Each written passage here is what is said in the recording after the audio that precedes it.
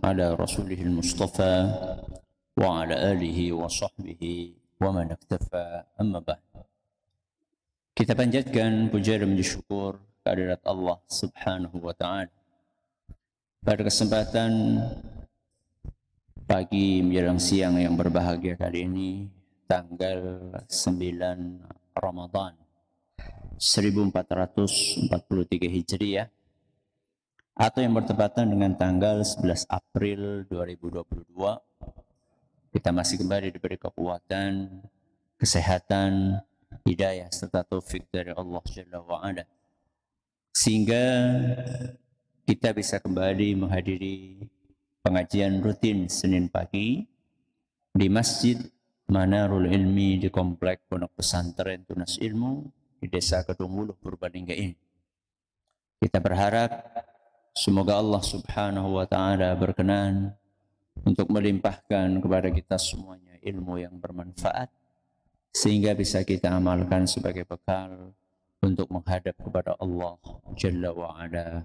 Allahumma amin. Salawat dan salam semoga senantiasa tercurahkan kepada junjungan kita Nabi Agung Muhammad Sallallahu Alaihi Wasallam, pada keluarganya, sahabatnya, dan umatnya yang setia mengikuti tuntunannya hingga akhir nanti. Para hadirin dan hadirat sekalian yang kami hormati, dan juga segenap pendengar serta pemirsa yang dirahmati oleh Allah Azza wa Jalla. Alhamdulillah, kita bisa kembali melanjutkan tema fikih pendidikan anak, yang kali ini kita memasuki serial nomor 163, dan tema yang akan kita angkat adalah memaklumi dan menyayangi sinten Bu? Anak. Memaklumi dan menyayangi anak. Ada satu hal yang terkadang belum dipahami oleh sebagian orang tua, bahwa ada perbedaan antara akal dengan perasaan. Antara apa Bu? Akal dan perasaan. Kalau bayi, ya jelaslah akalnya belum sempurna. Bahkan anak kecil baru bisa membedakan antara yang berbahaya dengan yang tidak itu ketika usia tamyiz. Usia apa Bu? Tamyiz. Tamyiz itu ya sekitar 6 tahun, 7 tahun gitu ya. Sudah bisa membedakan mana api, mana es, ya, itu tamyiz. Itu berarti sudah mulai mending akalnya. Nah, nanti balik itu berarti lebih sempurna lagi. Nah, kalau bayi, ya jelas kalau kita membicarakan akalnya tentu belum sempurna. Tapi Bu, kalau perasaan, bayi itu sangat perasa. Ya, dia punya insting yang tajam. Kalau jenengan ingin membuktikan, coba ketika bayi itu digendong dengan kasih sayang, dengan digendong nggak pakai kasih sayang. Ya, jadi bedakan antara bayi yang digendong dengan kasih sayang, alias kita sebagai orang tua itu dengan penuh perasaan, sepenuh hati kita menggendong, dengan kondisi yang kedua kita menggendong bayi tapi dalam keadaan kita nggak seneng gendongnya. Ya. Itu ngaruh nggak Bu sama bayinya? Ngaruh apa mboten? Ngaruh. Itu menunjukkan bahwa bayi itu sangat perasa. Ketika bayi sudah mulai melihat, jenengan pelototi, ya, jenengan apa? pelototi atau suara jenengan apa? Angkat. Nangis enggak? Nangis. Ya. Padahal secara akal dia belum sempurna. Tapi dia punya perasaan yang tajam. Ya. Ketika kita bersuara lembut, maka dia terasa nyaman. Ketika kita suara meninggi, maka bayi tidak nyaman, gelisah, bahkan menangis. Nah, dari sini kita bisa mengetahui betapa pentingnya orang tua dengan anak sering menempel tubuhnya. Sering apa, Bu? Menempel. Saya ingat sekali dulu ketika anak terakhir lahir, anak kami terakhir yang keempat lahir, Allah menakdirkan lahir dalam keadaan prematur sehingga harus diinkubator selama sekitar 2 bulan kalau nggak salah. Itu setiap hari walaupun dimasukkan di dalam kotak, ya kotak inkubator, setiap hari itu ibunya dijadwal untuk memangku anak tersebut, bayi tersebut, dan ditempelkan di dadanya. Ya, ditempelkan di dadanya ada satu alat khusus ya kayak gendongan tapi modelnya di bagian depan sehingga dadanya bayi itu menempel dengan kulit ibunya. Dan ini rutin setiap hari dari jam sekian sampai jam sekian. Ya, dalam posisi duduk atau kalau capek bisa sambil berbaring. Intinya biarkan bayi itu merasakan detak jantung siapa? Ibunya. Dan itu dalam dunia medis itu memberikan efek ketenangan kepada siapa? Kepada bayi. Saya ingat sekali ayah kami Ustaz Zimni Muhayyad rahimahullah ketika dulu masih sugeng ya, masih hidup,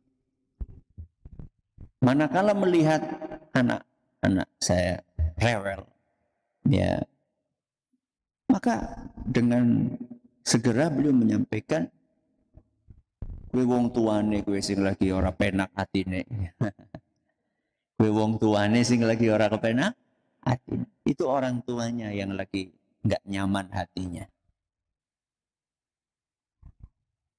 Begitu pula ibu kami pun juga menyampaikan hal yang serupa. Seandainya anak ini kok nangis, gelisah, enggak nyaman, digendong pengen berontak, itu selalu mengatakan ini yang lagi enggak nyaman itu orang tuanya.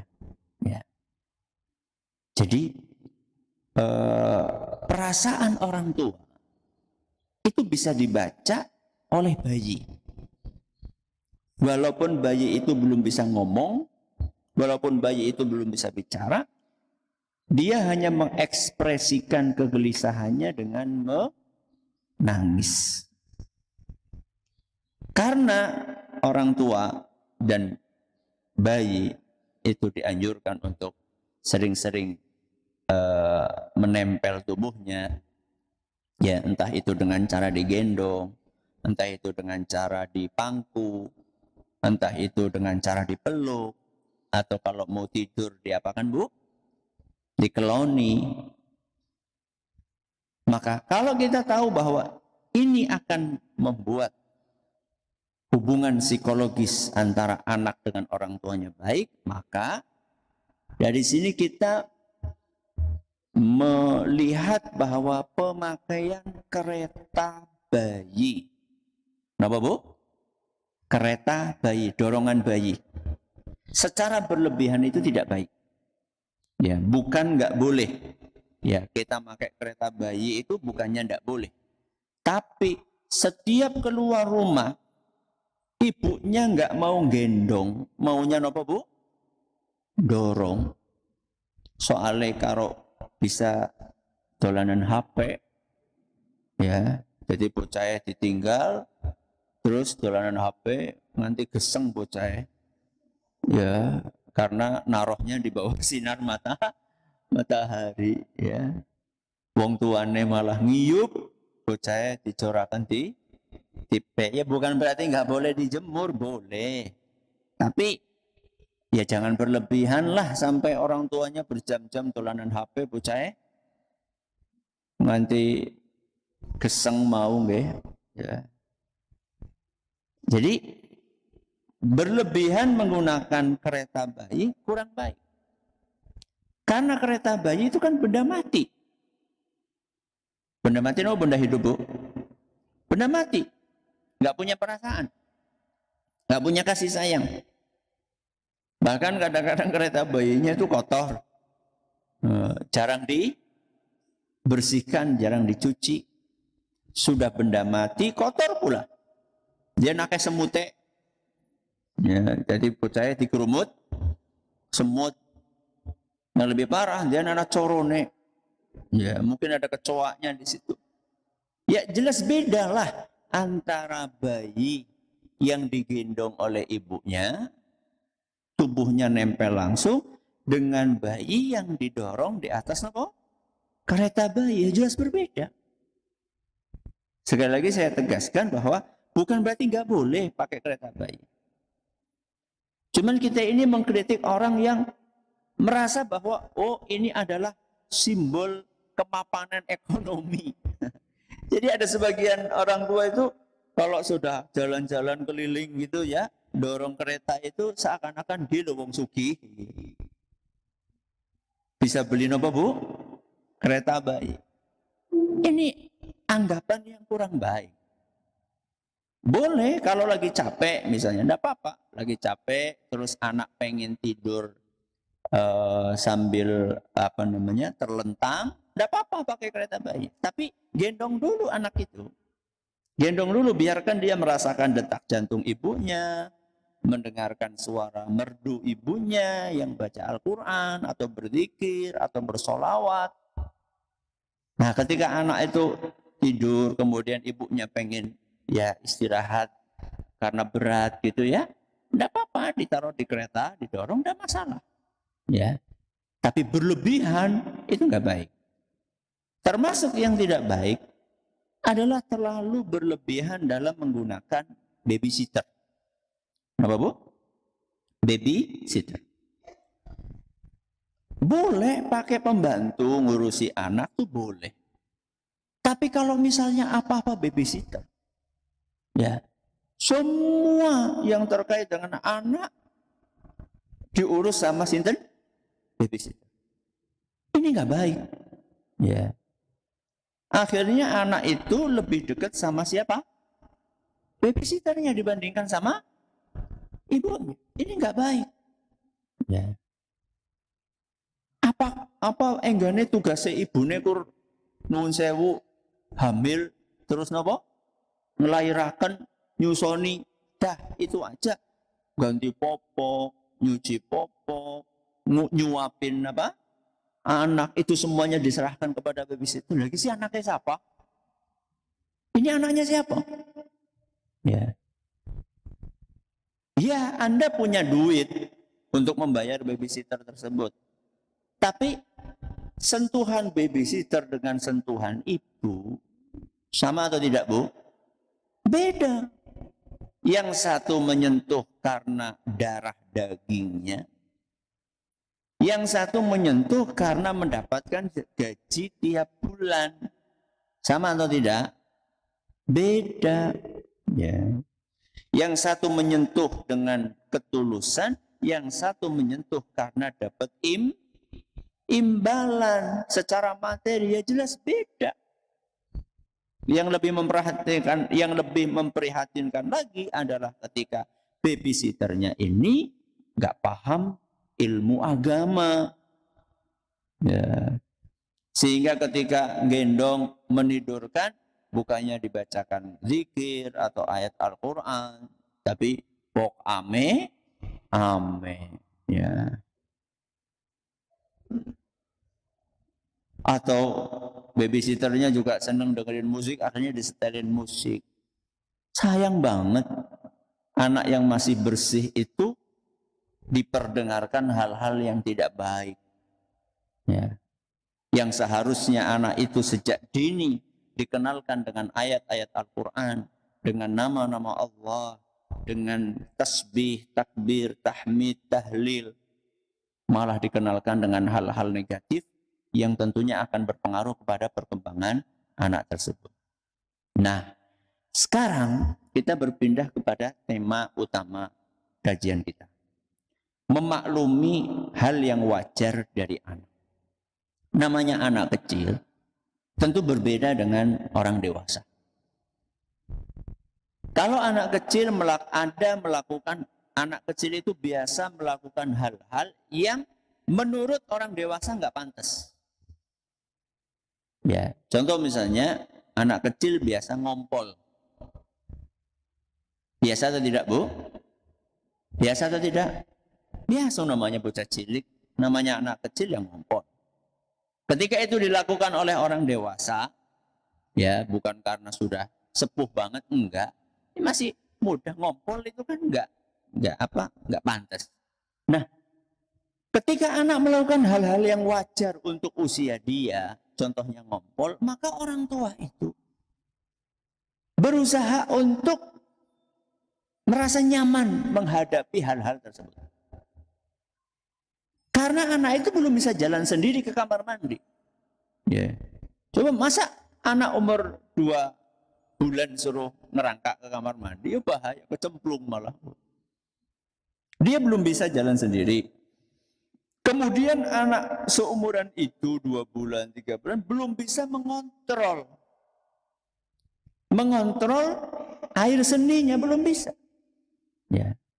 Sehingga kalau misalnya baru diganti popok tadi, atau baru diganti pampers tadi, atau apa kalau dulu kain pakai apa, Bu, namanya? Popok ya, benar ya? Yang pakai kain itu dulu namanya. Lupa saya. Dulu biasanya ada itu pakai kain gitu ya. Kemudian setiap pipis dicuci dan seterusnya. Sebelum zaman sekarang serba instan. Ya. Kalau misalnya ibu atau ayah kemudian dikit-dikit ganti popok anak, dikit-dikit popoknya sudah penuh, dikit-dikit bayinya nangis. Itu ya memang sudah wajar. Ya. Namanya anak kecil ngompol itu wajar. Maka gak boleh kemudian kita ganti dengan kasar, ya. Kemudian ganti tanpa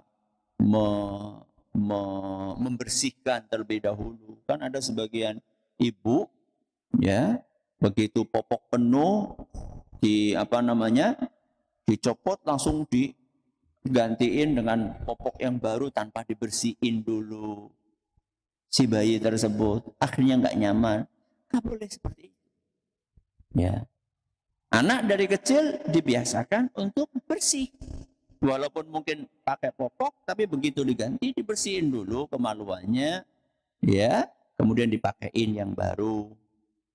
Dari kecil, ketika kita melihat anak seperti itu, jangan kita itu jengkel, marah, bosen. Ya. Apalagi nun sewu kalau sudah BAB, ya, sambil ganti, sambil midet apa? Irung. Jangan. Ya. Mari kita lihat bagaimana Rasulullah Sallallahu Alaihi Wasallam menghadapi anak yang ngompol. Jadi ternyata Rasulullah SAW pun juga menghadapi hal yang serupa. Kisah ini diceritakan oleh seorang sahabat yang biasa dipanggil dengan panggilan Abu Layla. Sinten, Bu? Abu Layla radhiyallahu anhu. Beliau menuturkan, kunna indan Nabi sallallahu alaihi wasallam. Pada suatu hari kami di sini maksudnya sinten, Bu? Hah? Para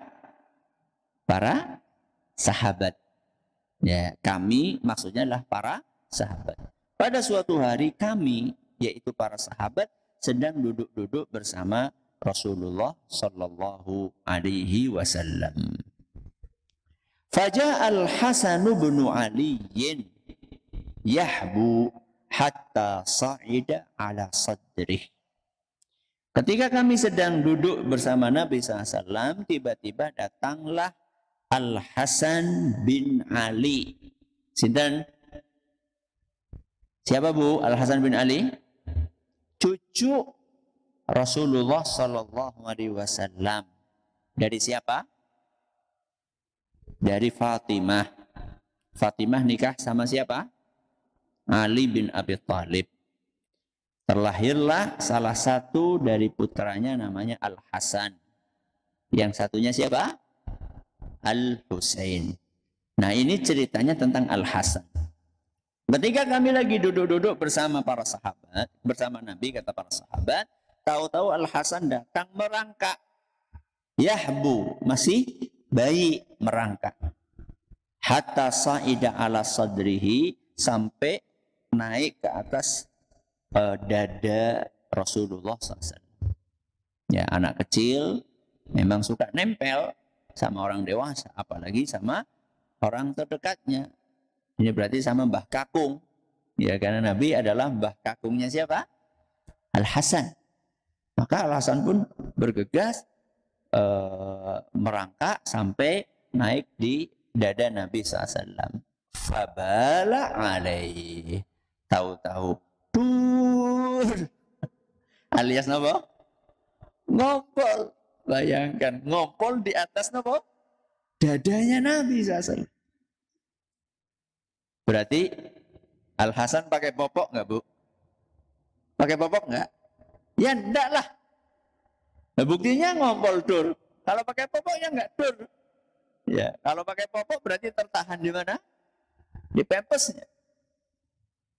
Dah, kan ngompol. Nah, para sahabat kan lihat. Para sahabat lihat karena jelas basah. Ya, dada atau baju Nabi SAW basah dengan ompolnya Al-Hasan. Fabtadarnahu linakhudahu. Maka para sahabat yang ada di situ mereka bergegas pengen ngambil Al-Hasan. Pengen apa Bu? Ngambil Al-Hasan. Supaya apa? Ya supaya nggak tambah banyak ompolan yang mengenai baju dan tubuhnya Nabi SAW. Wajar atau tidak responnya para sahabat Bu? Wajar atau tidak? Wajar. Saya kasih contoh misalnya jenengan lagi bawa bayi. Nggak pakai popok. Jalan-jalan ketemu sama Ustadz. Ketemu sama Ustadz. Kemudian Ustadz, Masya Allah, namanya siapa ini? Ya misalnya namanya, sinten nggih Bung ya? Namanya Ali misalnya. Oh sini Ali, coba-coba sini. Ustadz gendong. Baru 1 menit. Wah gitu nih, anget. Coba kira-kira responnya jenengan gimana Bu? Aduh, nun sewu Ustadz, aduh. Pengen cepat diambil kan? Iya. Itu kira-kira responnya para sahabat ketika melihat Al-Hasan ngompol di atas tubuh Nabi SAW. Tapi lihat bagaimana sikap Nabi SAW. Faqala Nabi sallallahu alaihi wasallam, ibni. Nabi sallallahu alaihi wasallam justru mengatakan, biarkan anakku. Berapa kali Nabi mengucapkan Bu? 2 kali. Biarkan anakku. Nanti kita akan jelaskan kenapa Nabi SAW mengucapkan kalimat itu. Summa da'a bima'in fasabbahu alaih. Kemudian setelah itu Nabi SAW minta diambilkan air. Kemudian air itu disiramkan ke bekas ompolnya Al-Hasan. Hadis riwayat Ahmad dinyatakan sahih oleh Al-Arnaud. Baik.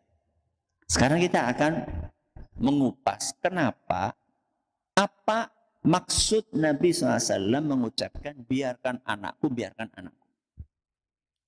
Kata Al-Aini, seorang ulama yang hidup di abad ke-9 Hijriah, tepatnya wafat tahun 855 Hijriah. Dalam kitab beliau Nukhabul Afkar, beliau menyebutkan Nabi mengulang 2 kali ucapannya, ibni, ibni. Biarkan anakku, biarkan anakku. Itu untuk memastikan bahwa anaknya supaya dibiarkan. Jangan diapa? Jangan ditarik, jangan diambil. Lah, terus dibiarkan untuk melanjutkan pipisnya gitu. Gitu, Bu. Gitu atau tidak? Iya. Betul. Jadi Nabi SAW mengatakan kepada sahabatnya, biarkan cucuku, biarkan, maksudnya cucuku ya. Biarkan anakku ini. Maksudnya adalah biarkan dia menyelesaikan pipisnya.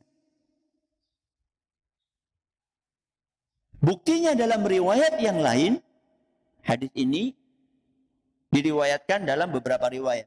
Riwayat yang lain menyebutkan la tazrimu, jangan putus. Jangan diputuskan proses dia buang air. Biarkan sampai rampung. Kenapa, Bu? Kenapa, Bu? Karena kalau orang lagi buang air, ujuk-ujuk, tiba-tiba diapakan? Di stop. Apa yang terjadi? Bahaya. Bahaya untuk apa? Untuk kesehatan anak tersebut. Jadi sudah biarin aja sampai selesai, hajatnya selesai, udah biarin. Nanti sebagaimana yang disebutkan tadi kita baca, baru kalau sudah selesai pipisnya, baru kemudian disiram lagi. Ya. Tinggal disiram, bersih, sudah selesai. Ya. Bukan masalah besar. Jadi apa yang dicontohkan oleh Nabi SAW ini, jamaah yang kami hormati, menunjukkan bahwa Nabi itu adalah orang yang sangat memaklumi sesuatu yang biasa dilakukan oleh bayi, yaitu ngompol. Ya. Kalau Nabi SAW memaklumi orang dewasa, apalagi bayi. Mungkin jamaah sekalian banyak yang pernah dengar ada orang Arab Badui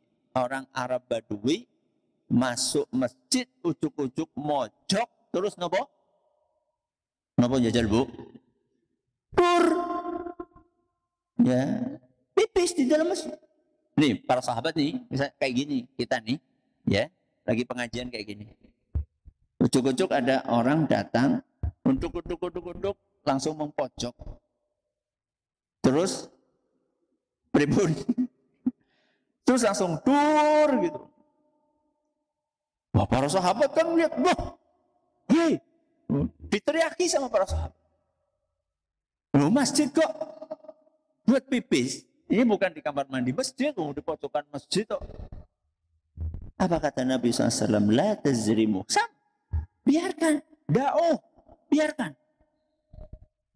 Kenapa Nabi SAW menyuruh para sahabat untuk membiarkan orang Arab Badui itu melanjutkan pipisnya, padahal pipisnya di mana? Di dalam masjid. Karena kalau misalnya orang lagi pipis seperti yang saya katakan tadi, tengah-tengah pipis belum rampung langsung diapakan? Langsung diputus, bahaya. Nabi kasihan sama orang tersebut, khawatir nanti kesehatannya terganggu. Yang kedua, kalau orang tengah-tengah pipis kemudian dihentikan, nanti bisa kaget. Kalau kaget, malah nanti manture. Kenapa, Bu? Kemana-mana. Sekarang kalau misalnya orang pipis normal, kan manture, pancurane, itu kan cuma mengenai satu tempat. Tapi kalau misalnya ujuk-ujuk langsung, woi, kaget. Terus ngomong, jundal. Ya. Akhirnya kan pipisnya jadi kemana-mana. Area najisnya tambah nopo? Tambah luas. Terus kata para sahabat, kata para ulama, kenapa Nabi SAW hikmahnya beliau melarang para sahabat untuk membentak? Kata Nabi SAW, kata para ulama kita, karena kalau orang lagi tengah-tengah pipis kemudian dilarang mendadak, khawatirnya dia kaget, terus balik badan auratnya kelihatan. Masih mending dia itu mojok, berarti auratnya ketutup dengan tubuhnya sendiri. Kalau dia dikageti, dia balik, ketahuan sudah auratnya kebuka.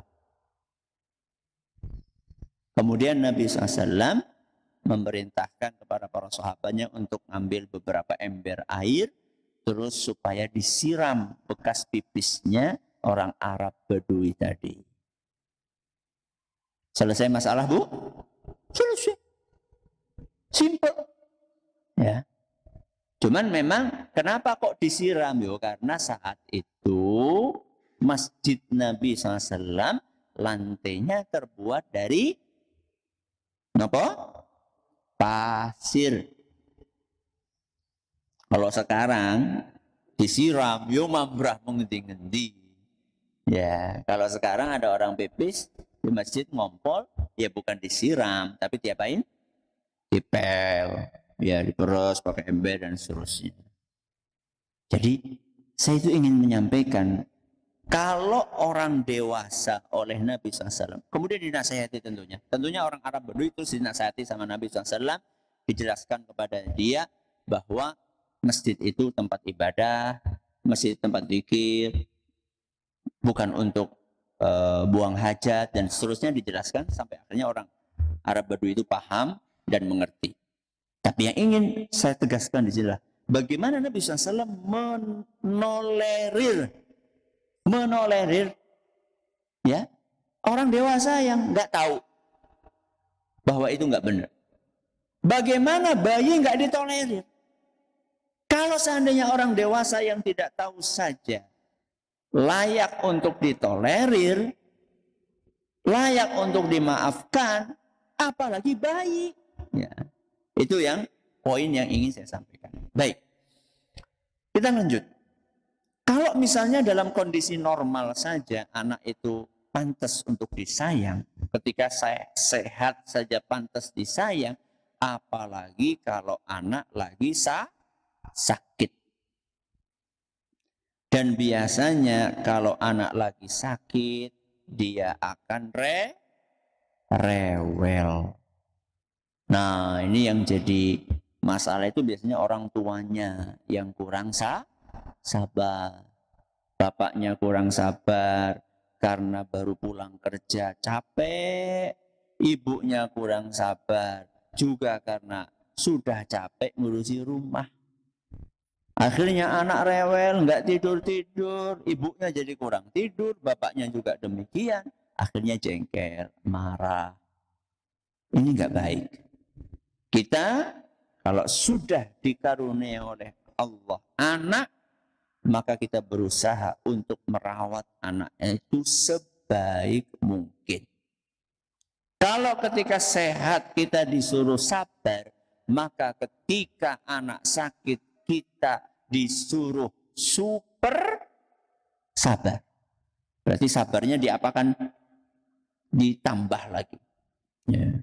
Sambil kita berupaya gimana cari pengobatan yang terbaik buat anak kita. Ya. Yang namanya pengobatan itu tidak harus dengan sesuatu yang mahal. Ya. Jadi nggak harus, ini harus segera dibawa ke dokter spesialis. Ya, kalau memang punya duit nggak apa-apa. Tapi coba kita menggali warisan nenek moyang kita, memanfaatkan apa? Memanfaatkan tanaman yang ada di sekeliling kita, tapi tentunya ya harus dengan ilmu, nggih. Ora asal suket digodhog. Ya kan ada. Jadi rumput itu ada yang memang bisa menurunkan panas, tapi kan nggak sembarang rumput gitu. Tanya, baca, konsultasi sama ahlinya, itu maksud saya pengobatan. Nah, ini pula yang pernah dilakukan oleh Nabi SAW dalam hadis riwayat Bukhari dan Muslim. Ada seorang muslimah di zaman Nabi, biasa dipanggil Ummu Qais binti Mihsan. Sinten Bu? Ummu Qais binti Mihsan radhiyallahu anha. Diceritakan dalam hadis ini, beliau datang menemui Nabi SAW sambil menggendong anaknya, bayinya yang sedang sakit. Sakitnya adalah sakit radang di tenggorokan. Nah, Ummu Qais ini biasa dengar orang-orang ngomong kalau lagi radang itu supaya dipijet-pijet ininya, tenggorokannya. Bahkan dalam beberapa keterangan disebutkan supaya tangannya dimasukkan ke tenggorokannya. Nah, Nabi SAW melihat apa yang dilakukan oleh Ummu Qais kepada anaknya ini. Dan Nabi melihat ini nggak benar. Ya, cara terapi seperti ini nggak benar. Maka Nabi SAW pun langsung bersabda, alama tadgharna auladakunna bihadzal ilaq. Kata Nabi SAW, kenapa kalian menyiksa anak-anak kalian? Kenapa kalian menyakiti anak kalian dengan cara seperti ini? Jadi Nabi SAW memandang bahwa terapi dengan orang yang lagi sakit tenggorokan dengan cara dipencet-pencet itu enggak baik, enggak benar. Maka Nabi SAW pun memberikan arahan, alaikum bihadzal udil hindi. Hendaklah kalian menggunakan al-udul hindi. Ya, al-udul hindi ada sebagian referensi menyebutkan al-udul hindi itu ya sama dengan kistul hindi. Ada sebagian menyampaikan seperti itu. Kustul hindi. Dan saya berusaha nyari yang paling mendekati bahasa Indonesianya gaharu. Kenapa Bu? Gaharu. Bukan garu ya, garu kayak beda maning. Garu singko sawah kayak udu, bukan itu. Gaharu. Gaharu itu jenis tanaman. Jenis tanaman yang awalnya tumbuhnya di India. Awalnya tumbuhnya di India. Gaharu yang bisa dibikin bubuk, kemudian kalau dibakar maka akan mengeluarkan aroma yang harum, yaitu gaharu. Kata Nabi SAW, kenapa kalian nggak menggunakan gaharu aja? Sesungguhnya tanaman ini bisa digunakan untuk mengobati 7 jenis penyakit. Ya, salah satunya kata beliau minha dzatul jambi. Salah satunya penyakit lambung. Hadis riwayat Bukhari dan Muslim. Saya bukan ingin bahas tentang tanaman ini karena saya bukan ahlinya. Saya cuma ingin menjelaskan bahwa lihat bagaimana perhatian Nabi SAW kepada anak yang lagi sakit. Itu poin utamanya. Lihat bagaimana Nabi SAW peduli. Melihat ada anak rewel, ya, kemudian lagi diterapi, Nabi tahu ilmunya, Nabi tegur, oh ini terapinya nggak benar. Terus kasih alternatif. Itulah orang tua yang peduli dengan anak. Jadi kalau kita punya anak sakit, kita berusaha untuk mencari pengobatan yang terbaik buat anak kita. Ya, bisa kita tanya pengalaman orang lain, ya tentunya yang orang yang hati-hati, ya. Kemudian tanya kepada ahlinya, entah itu tabib, entah itu dokter.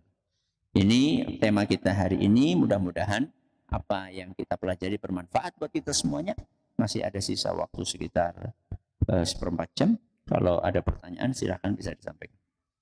Baik, terima kasih Ustaz. Jazakumullah khairan atas materi yang telah disampaikan. Akan kami bacakan beberapa pertanyaan yang telah masuk.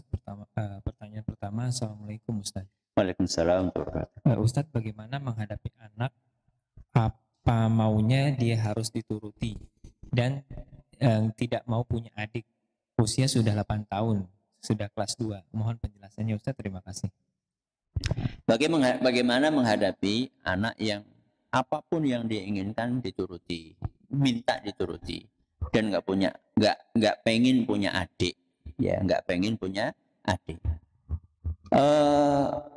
Nampaknya apa yang terjadi itu adalah akumulasi dari apa yang terjadi di hari-hari yang lalu. Jadi ketika anak itu ngotot harus dipenuhi apa keinginannya, itu kemungkinan karena dulu orang tuanya setiap anak minta apa dipenuhi. Akhirnya karena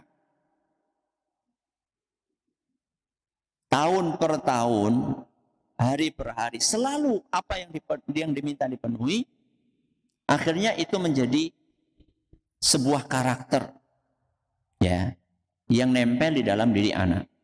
Maka kalau memang kondisinya seperti itu, orang tua perlu untuk memperbaiki pola dalam mendidik anaknya. Ya. Misal, anak minta sesuatu yang bisa dipenuhi, penuhi. Tapi misalnya anak minta sesuatu yang nggak bisa dipenuhi. Anak 8 tahun minta truk. Minta truk. Udah truk kan? Truk apa? Truk beneran. Maka tidak harus dipenuhi. Wah, nanti kalau nangis gimana? Tidak apa-apa. Justru nangisnya anak itu adalah salah satu bentuk pendidikan. Salah satu bentuk pendidikan bahwa tidak setiap yang dia inginkan itu harus dipenuhi. Cuman tentunya dari pihak orang tua perlu menyampaikan alasan. Ya, perlu menyampaikan alasan kepada anak dengan bahasa yang bisa dimengerti oleh anak tersebut. Jadi tidak pula ditolak mentah-mentah, tidak pula dituruti mentah-mentah, tapi ditolak dengan menyampaikan alasan yang bisa diterima oleh anak tersebut. Ya kalau misalnya sudah disampaikan alasan baik-baik, anaknya tetap jengkel, ya enggak apa-apa. Ya enggak apa-apa. Entah insya Allah nantinya akan reda. Ya, jadi jangan kita terbiasa untuk memenuhi permintaan anak karena anak nangis. Jangan terbiasa.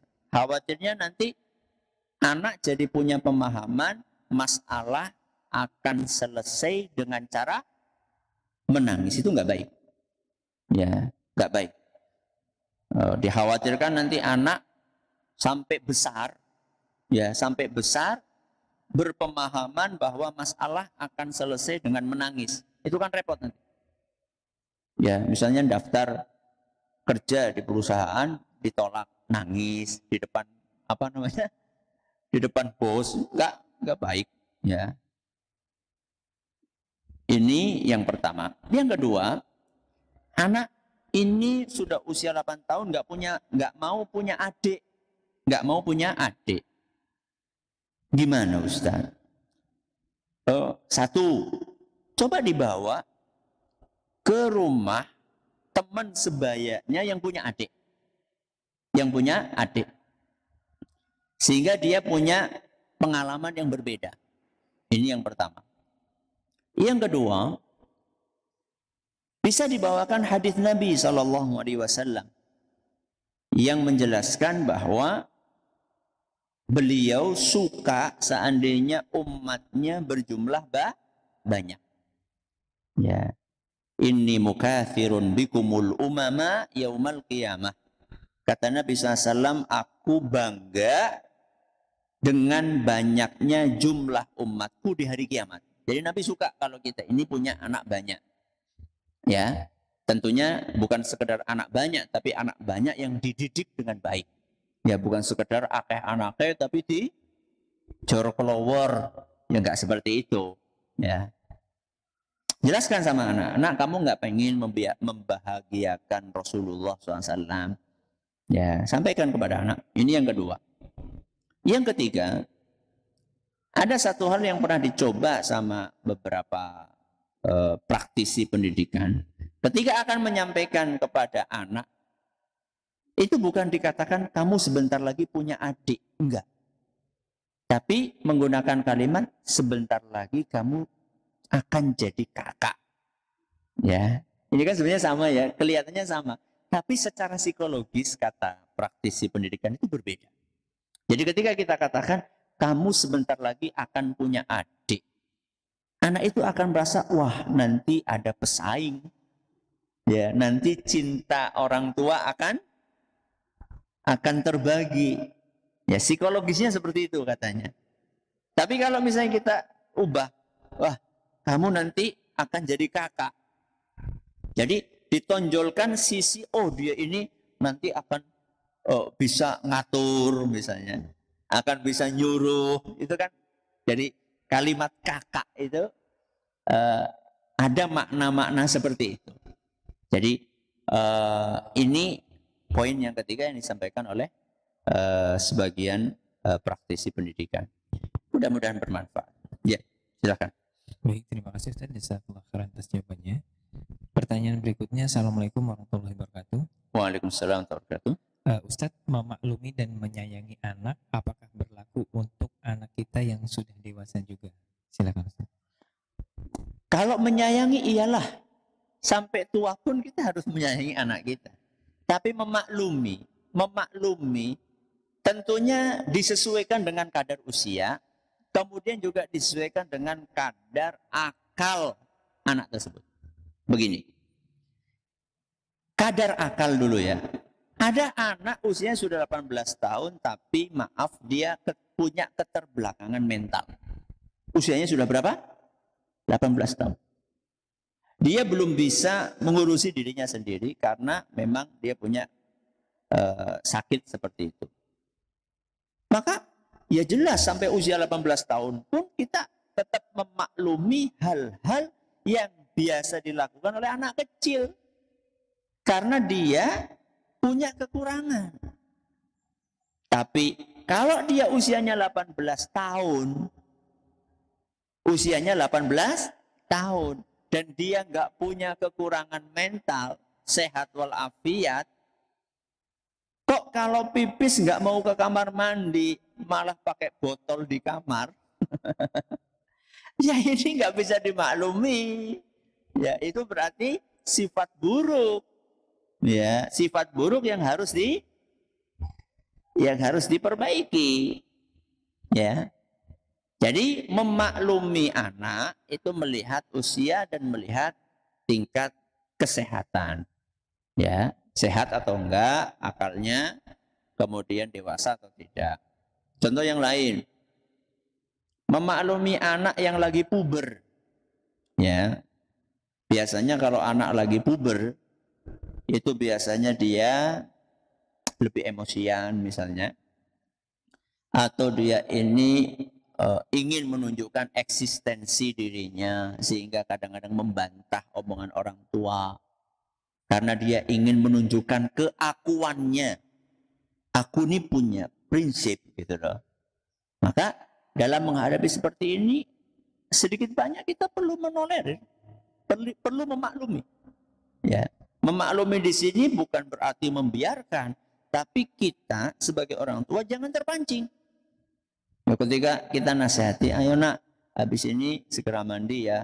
Enggak aku pengen ini dulu misalnya. Itu jangan kita langsung teng. Kan sebagian orang dengar kayak gitu langsung tensinya apa? Munggah. Ya. Jangan ngapain? Dimaklumi, ini umur lagi puber. Ya. Oh ya udah. Nanti setelah selesai melakukan itu, kemudian kita ngomong lagi. Itu iya, kita memaklumi. Ya.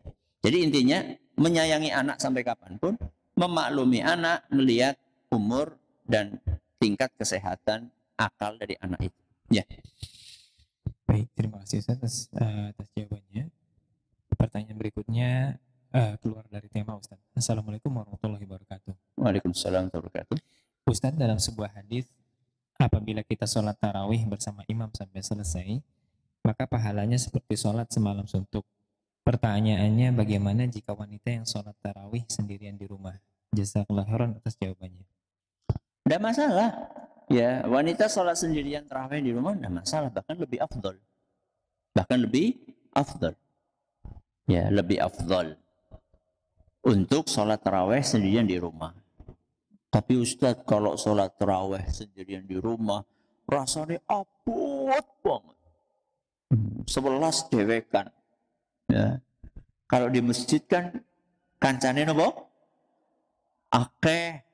Jadi orang kerasa suwe. Ya. Ya enggak apa-apa. Aslinya wanita itu boleh ikut sholat berjamaah di masjid. Aslinya wanita seperti itu. Kalau ditanya lebih afdol mana, ya lebih afdol di rumah. Jangankan sholat sunnah, sholat wajib aja lebih afdol di rumah. Tapi kalau ada wanita pengen ke masjid gimana? Boleh. Kata Nabi SAW, la tamna'u ima Allahi masajidah. Wahai para suami, jangan kalian larang istri kalian. Wahai para bapak, jangan kalian larang putri kalian untuk berangkat ke masjid. Boleh, tidak apa-apa. Tapi tentunya harus diperhatikan dong etikanya. Masa mau masjid kayak kondangan? Ya, dalam hal menor, ya minyak wanginya 5 botol, ya. Sehingga kalau lewat itu, waduh, breng, nggak baik itu, nggak baik. Tapi kan kita harus tampil yang terbaik di hadapan Allah. Iya, tampil yang terbaik itu bukan berarti menor. Tampil yang terbaik itu bukan berarti pakai minyak wangi 5 botol. Enggak. Ya, tampil yang terbaik itu dengan pakaian yang bersih. Ya, orang mampu penguk. Ya, rukueh dikumbah. Aja rukueh setahun orang dikumbah. Ya. Itu maksudnya. Ya, tampil yang terbaik menjaga kebersihan.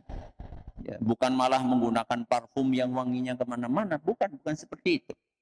Ya, kemudian juga jangan berdesak-desakan dengan kaum pria. Ya, itu beberapa hal yang hendaknya diperhatikan. Jadi intinya tidak masalah, sholat di rumah malah lebih afdal. Malah lebih afdal. Kalau berangkat ke masjid juga boleh. Dengan memperhatikan adab dan etika yang dicontohkan dalam agama kita. Ini yang bisa kita pelajari. Mudah-mudahan bermanfaat bagi kita semuanya. Ini tanggal berapa Ramadan ya? 9 tambah 7 berapa? 16 tambah 7 23. Oh iya, berarti pengajian Senin pagi ini kurang 1 lagi. Ya, pengajian Senin pagi ini kurang 1 lagi, yaitu di tanggal 16 Ramadan. Ya, jadi pertemuan Senin depan ini yang terakhir. Ini belum terakhir. Ini belum terakhir. Senin depan itu yang terakhir. Untuk pekan berikutnya sudah libur. Ya, sudah libur sampai akhir bulan Syawal, insya Allah. Ini yang bisa kita pelajari. Mudah-mudahan bermanfaat. Terima kasih atas perhatiannya. Mohon atas segala kurangnya kita akhiri dengan doa kafaratul majelis. Subhanakallahumma wa bihamdika asyhadu an la ilaha illa anta astaghfiruka wa atubu ilaik. Assalamualaikum warahmatullahi wabarakatuh.